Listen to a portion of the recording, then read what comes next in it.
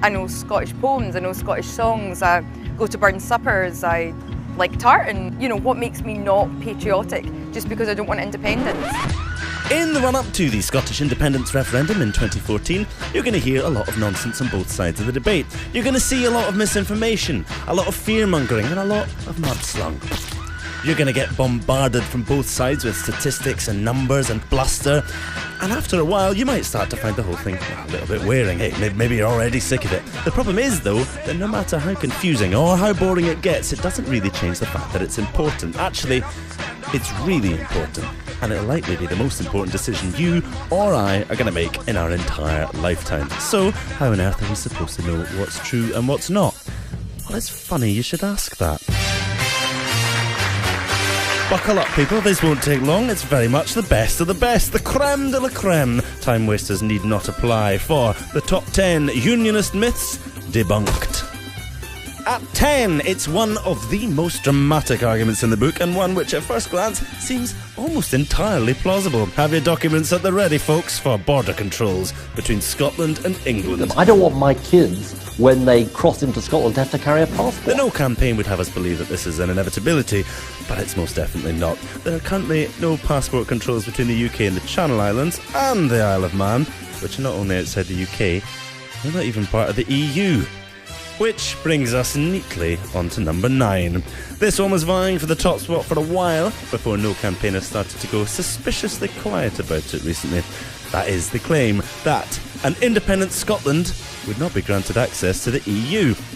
Well, there's no easy, straight yes-no answer to this one, although Prime Minister David Cameron could settle it quite easily by just officially asking the EU, something which he's refused point-blank to do. Of course we will work with the Scottish Government in providing information, but let me be clear about what we won't do. We will not pre-negotiate Scotland's exit from the United Kingdom. Certainly it looks extremely unlikely that Scotland would be denied continued membership, given its status as an oil-rich, energy-rich nation with an existing track record within the EU, but perhaps a more pertinent question would be, is the United Kingdom, in its current shape, really going to be a member of the EU for long anyway? UKIP has, at the heart of our extensive manifesto, the key aim of ending Britain's membership of the EU. Well, given that David Cameron has chosen to appease UKIP voters and Daily Mail readers in the southeast of England with a referendum on leaving the EU, it will be an in-out referendum.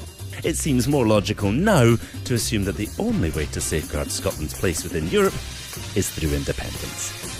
It's long since dropped from the top spot, but despite losing all credibility, it's clinging on to its place at number 8. That's right, it's that old chestnut. We're subsidised by Westminster and we couldn't survive on our own. Well, this argument is old news by now. Even David Cameron admits it's a myth, for goodness sake. I'm not saying that Scotland couldn't make it on her own. Of course, Scotland could. Well, for those people who've been hiding under a rock for the past 2 years, have some numbers. Scotland pays 9.4% of UK tax, with just 8.4% of the UK's population, which technically means we subsidise the rest of the UK.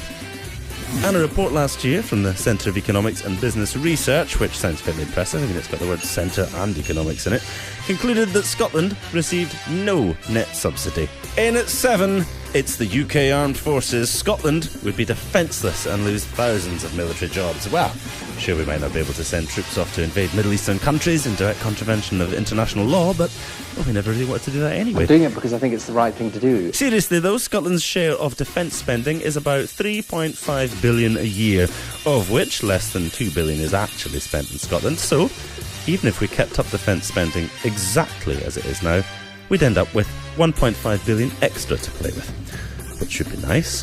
The thousands of jobs, though, that would supposedly be lost refers largely to the Clyde shipyards, who rely on the Royal Navy for contracts, although there's actually no reason that defence jobs in the Clyde would stop post-independence. In fact, it's even been suggested that they could do even better.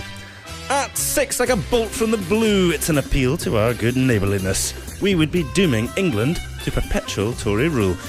On the face of it, this one does sound quite likely, and assuming that all Scots hate the Tories, which obviously we do, it seems a bit cruel to just dump them on the English.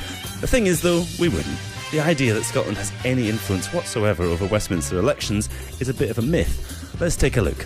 The 1945 Labour government, without Scotland's votes, would still have been Labour. The 1950 Labour government would still have been Labour. The 1951 Tory government would still have been Tory. 1955 would still have been Tory. 1959 would still have been Tory. The 1966 Labour government would still have been Labour.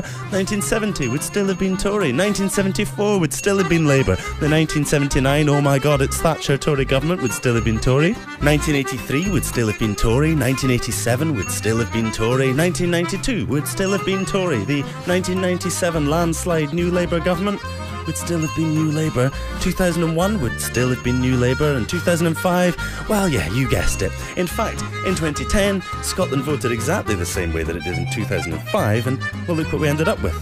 Not quite the same thing we had in 2005, that's for sure. I mean, look at it, it's got two heads this time. On to the home straight now, and in at number 5, it's all about Alex Salmond and the SNP. We have a majority SNP government in the Scottish Parliament.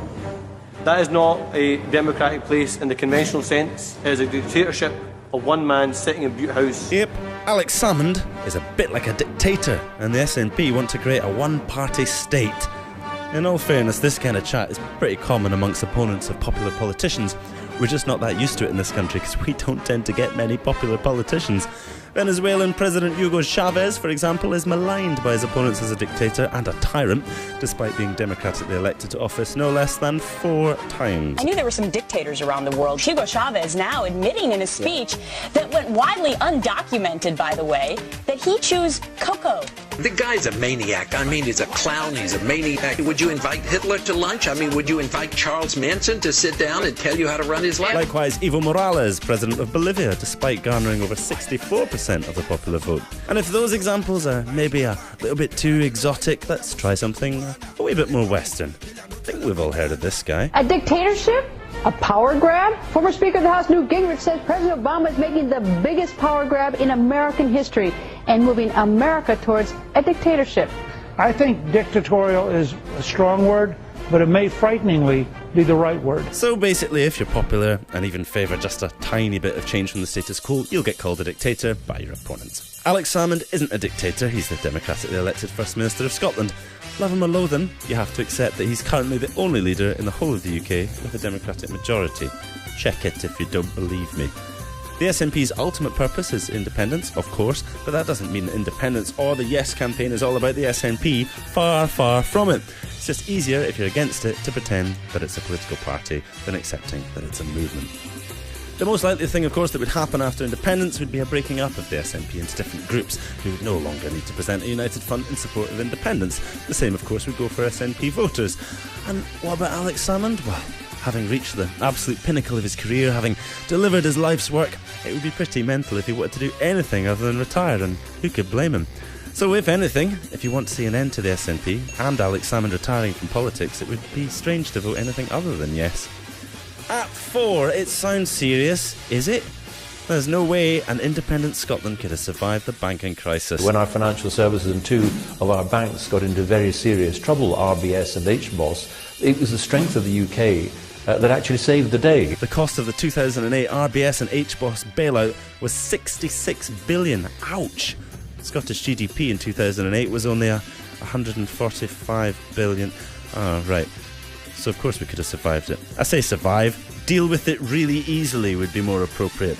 The real question is, would we have allowed it to happen in the first place? At 3, it's maybe the oldest argument in the book, pish though it may be. As a Scottish rugby fan, I like to see the English getting stuffed as much as the next Scotsman, but I think we have more shared history and shared culture. Scottish independence is just anti-Englishness. Celebrating the murder of several hundreds of thousands of English people does not necessarily provide the best base on which to move forward. First of all, the UK consists of more than just Scotland and England. There's Wales and there's Northern Ireland too. You'd think the supporters of such a union would be aware of this, but apparently not. Secondly, if we must defend the point, Scottish independence supporters can count tons of English people among their ranks, just as the SNP, rather inconveniently, have English MSPs on their benches.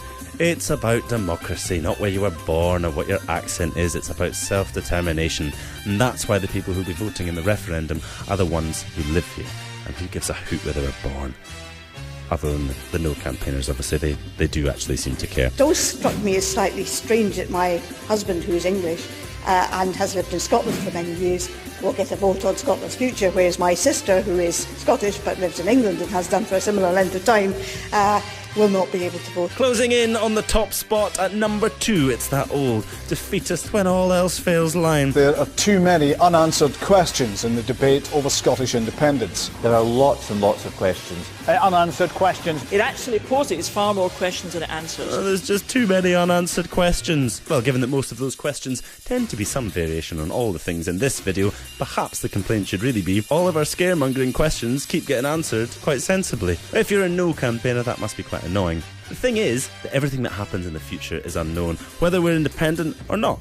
One thing we can surely agree on, though, is that the more control we, that's the people who live in Scotland, have over that future, the less unknowable it becomes. Which brings us to the most popular unionist myth ever. That's right, taking the top spot for the umpteenth time, in at number 1 by a country mile. That they may take our lives, but they'll never take our freedom!